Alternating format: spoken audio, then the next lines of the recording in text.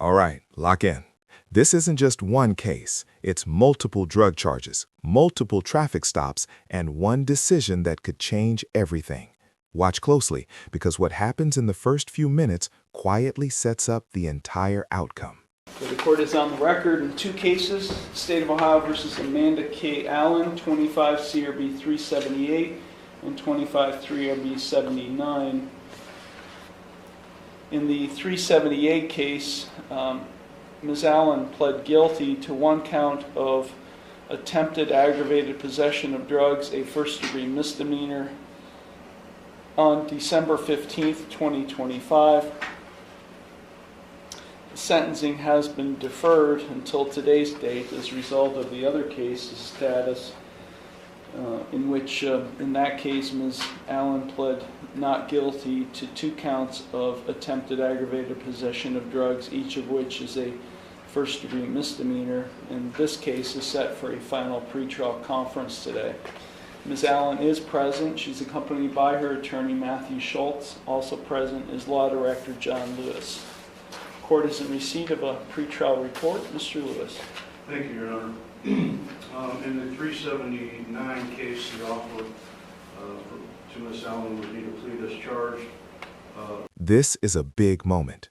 When the prosecution says plea as charged with probation recommended, that's basically the state signaling we're willing to avoid jail, but only if everything goes perfectly from here.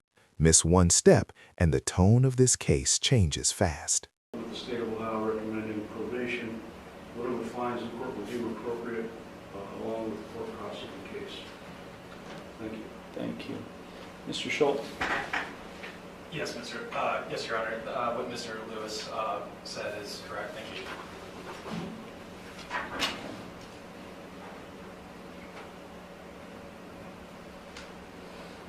Okay, Ms. Allen, it's my understanding today that you wish to change your original not guilty pleas and plead guilty to these two counts of attempted aggravated possession of drugs, each of which is a first-degree misdemeanor in the 25 CRB 379 case.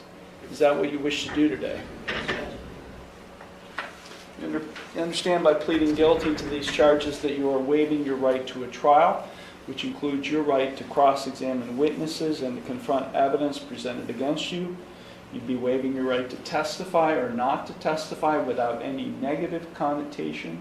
You'd be waiving your right to subpoena witnesses. You'd be waiving your right to a jury trial. You'd be waiving your right to be proven guilty beyond a reasonable doubt. All of those are trial rights you'd be waiving by... This part right here is critical. A guilty plea doesn't just mean I admit it. It means giving up your right to trial, witnesses, silence, and forcing the state to prove its case. Once she says yes here, there's no rewind button. Pleading guilty to these two charges. Is that what you wish to do? Yes, sir. You are represented by Mr. Schultz, and I believe Ms. Jonas in the past. Have you had sufficient time to consult with them, and are you satisfied with their counsel? Yes, sir. Are you currently under the influence of any drugs, alcohol, or prescription medications that might impact your thinking today? No, sir. Are you currently on probation, parole, community control, or post-release control with any court? No. Has anyone made any promises to you about what your sentence would be in order to induce you to plead guilty to these charges today? No, sir. And are you thinking clearly and do you understand everything that's happening? Yes. Okay, I'm going to provide to you and Mr. Schultz a written waiver of trial rights and right to a jury trial and acknowledgement of effective plea. If you find that document acceptable, you can sign and date at the bottom.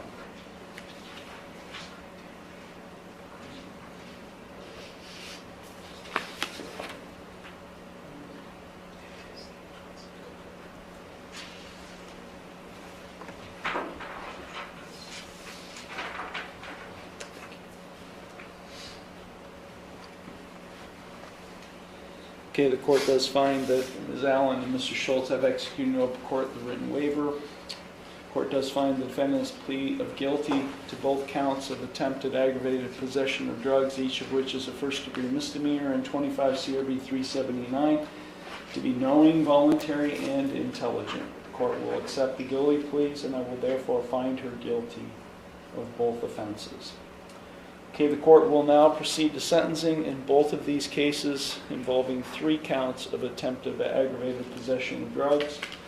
Mr. Schultz, is there anything you or your client would like to say at this time in mitigation of sentence? Yes, Your Honor. For mitigation, I just want to say that my client, she does not have an extensive criminal history. I believe this is one of her first run-ins with the law, this and the other case that we're here for today. Additionally, she has responsibilities as a parent and has a child with special needs that she cares for. So she has responsibilities that I would ask just for not jail time and just to get probation, and whatever the court deems necessary for other penalties, just we do ask just for her not to do jail time. And then I want to point out that she's looking for a job and she's also works seasonally. And yep, that's all. Notice how the defense frames this. First offense, parent, special needs child, treatment, employment. This isn't about denying guilt anymore. It's about humanizing the defendant and convincing the judge that rehabilitation matters more than punishment. All I wanted to say. Thank you. Thank you. Excuse me. Ms. Allen, is there anything you would like to say before I impose sentence?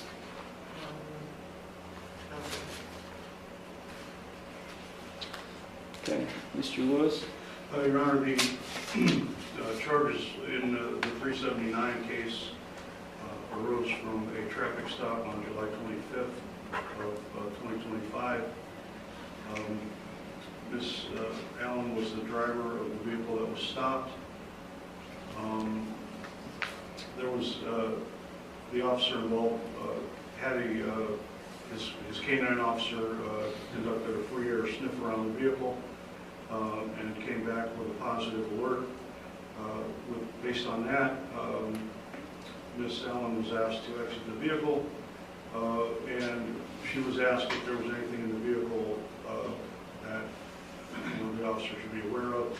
And Ms. Allen indicated there was a folded up dollar bill in her purse. That was found later to contain 0.13 grams of methamphetamine, and another folded up small white piece of paper also had contained methamphetamine. That was tested and found to contain less than 0.1 gram of methamphetamine. Both of those items were located in Ms. Allen's purse. Thank you.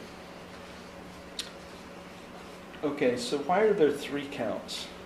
Your Honor, when the amount is less than 0.1 gram, ordinarily I would just added the 2 amounts together to come up with 1 amount and 1 Well, why are there 2 separate cases? 2 separate cases? Yeah, no, she pled guilty to. The other case was a completely different incident. Well, can you tell? Because I haven't sentenced her in that case yet. Yeah, no, I'm okay, sorry. so I mean, they happened on the same day, right? I don't. No. The complaints? No, one's June, one's July. They're the same. Okay. One was June 25th, the other one was July 25th. Okay. Yeah. I'm sorry. It's all right. Run through that one as well. Yeah, that one, the other case, that one occurred on June 25th. That was an officer responding to a domestic situation at 178 Mill Street. There were Ms. Withrow, I'm sorry. I'm looking at Ms. Withrow's file. I apologize.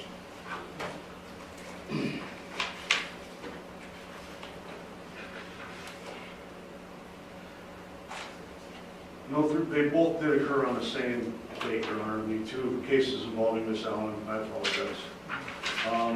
You were correct.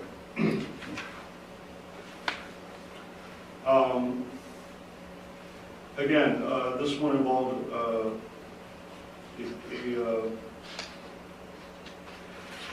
traffic stop for dark tinted windows on the vehicle. Rolled through the stop sign before turning north. Did not come to a complete stop. The vehicle was pulled over. Ms. Allen was in the vehicle with Johnny Gregory.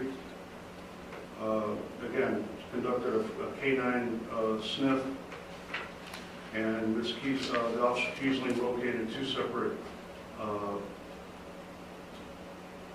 packages of mushrooms in Miss Allen's purse.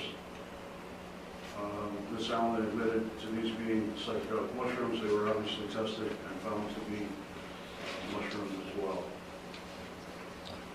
So that's where the felony charge came, aggravated possession of drugs came from in that the other case, 25 CRB 378. This moment may sound messy, but legally it matters. The judge is trying to untangle whether these are separate incidents or one continuous course of conduct. Separate dates, separate punishments. This confusion could have changed the entire sentence. So were both of these traffic stops, I mean, they occurred on the same day? They didn't occur on the same day? No, I'm looking at the report, Your Honor. This complaint for 378 is a typo. This one occurred July 19th, so the 378 case occurred earlier, and it's a typographical error in the complaint, Your Honor. So this one occurred July 19th, according to the petition, Your Honor. Okay. Different vehicles, both involve traffic stops. Both, Ms. Allen driving both vehicles? Ms. Allen, no, she wasn't driving the vehicle on the 378 case, the one that happened July 19th. The one she was with Mr. Gregory in? Correct. Mr. Gregory was driving the vehicle? Not the driver. The operator was Stacy Hunt.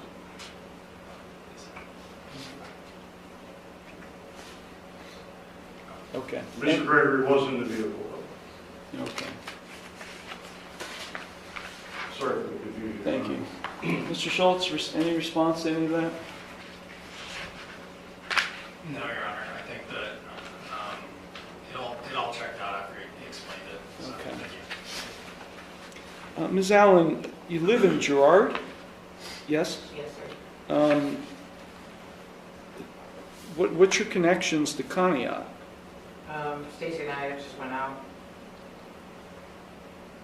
We were dropping Johnny off, and that's when So I mean, back then you were friends with Ms. Hunt. Yes. Are you from Conneaut? No. You're from Pennsylvania? Yes. So as we go forward, what are your connections to Conneaut?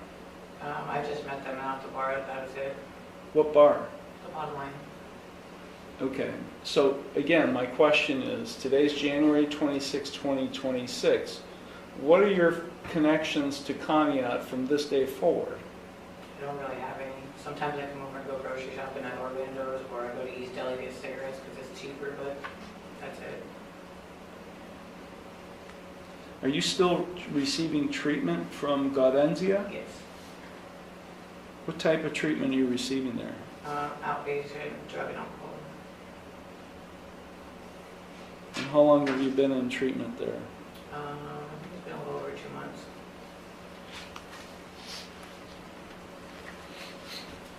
Is that court ordered, or you just do that voluntarily? It was through child support. You mean in Pennsylvania, Yeah. child support agency there? Yeah, they're, Or you mean children's services? child support, as paying support, they were the ones that ordered it. Not children's services. Okay.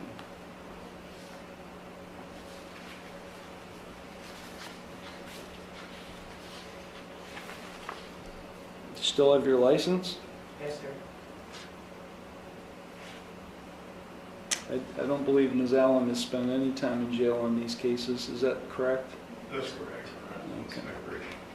Okay, I'll start with the 25 CRB 378 case. This is the traffic stop that happened on July 19th, 2025. I'm suspending 180 days of jail, placing the defendant on supervised community control with this court for 2 years. She's to have no criminal offense for 2 years. I'm imposing a $200 fine and costs. I'm ordering that she successfully continue her treatment at Gaudenzia in Girard, Pennsylvania for substance abuse treatment. She's to comply with any recommended course of treatment and execute any necessary releases for our probation department to monitor.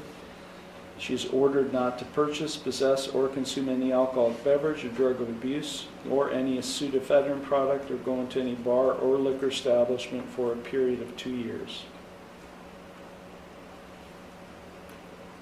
This is consecutive to all other sentences. 25 CRB 379. This is the traffic stop on July 25th, 2025. On the first charge on subcase A of attempted aggravated possession of drugs, 180 days of jail suspended. Supervised community control for 2 years. No criminal offense for 2 years. $200 fine and costs. Successfully continue treatment for substance abuse at Gaudenzia in Girard, Pennsylvania. Comply with any recommended course of treatment and execute any necessary releases for probation department to monitor. Not purchase, possess, or consume any alcoholic beverage or drug of abuse or any pseudoephedrine product, or go into any bar or liquor establishment for a period of 2 years. This as well is consecutive to all other sentences. The second charge, attempted aggravated possession of drugs, subcase B, 180 days of jail suspended. Supervised community control for 2 years. $200 fine and court costs. Successfully continue treatment at Gaudenzia in Girard, Pennsylvania for substance abuse purposes. Comply with any recommended course of treatment. Execute any necessary releases for our probation department to monitor. Not purchase, possess, or consume any alcoholic beverage or drug of abuse or any pseudoephedrine product, or go into any bar or liquor establishment for a period of 2 years. This is consecutive to all. And here's the real takeaway. No jail today doesn't mean no jail ever. Every single condition, treatment, no alcohol, no bars, no violations, is a tripwire. One mistake and those suspended days come crashing back. All other sentences. I'm advising Ms. Allen of her right to appeal, without cost, of her right to have counsel appointed on appeal without cost, of her right to have documents provided or necessary to file an appeal without cost, and of her right to have a notice of appeal timely filed on her behalf. Total fines and costs, Ms. Allen, are going to be somewhere in the neighborhood of $900 or so. The clerk will give you the exact amount owed at the clerk's window when you leave the courtroom. We're going to set up a payment plan today. How much can you afford to pay the court on a monthly basis towards your fines and costs?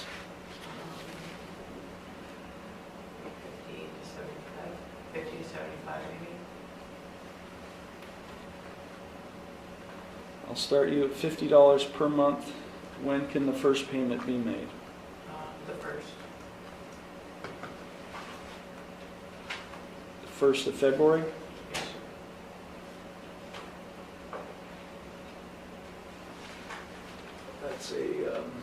That's actually a Sunday, so I'll start you on February 2nd, 2026, ordering that you make all $50 per month payments starting February 2nd and continuing no later than the 2nd day of each month thereafter, until all fines and costs are paid in all cases in which you owe the court money.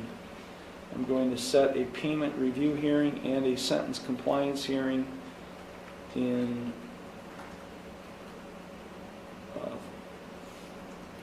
actually I'm going to say roughly 120 days to ensure that you're making timely and complete payments pursuant to the schedule, and just to make sure that you're doing everything you're supposed to be doing with respect to your probation. Ms. Allen, over the next 2 years you're going to be on supervised probation with this court. If in any way you are found to have violated your probation, in these cases, you have 3 primary consequences that face you. You are subject to 540 days of jail. So I could impose up to 540 days in jail. I could extend your probation from 2 years up to a maximum 5 years, and/or I could impose more restrictive community control sanctions, more restrictive than what I've already imposed, or I can do any combination of those three things. So do you understand the consequences you face if found to have violated your probation? Yes, Judge. Okay. Anything further, Mr. Lewis? No, Your Honor, thank you. Mr. Schultz? No, Your Honor, thank you. Okay, matters are concluded. Ms. Allen, when you're done with Mr. Schultz, you go to the clerk window and then meet with our probation department. Thank you. Thank you.